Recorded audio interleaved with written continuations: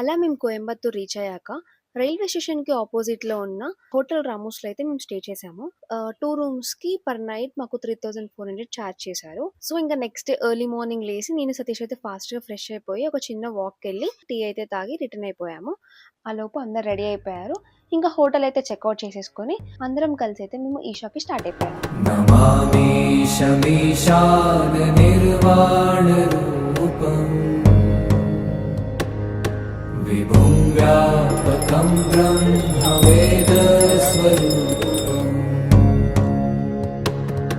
నిజం నిర్గుణం ఈషా అంతా కవర్ చేసుకొని ఆఫ్టర్నూన్ అయితే మేము ఊటీకి అయితే స్టార్ట్ అయ్యాము.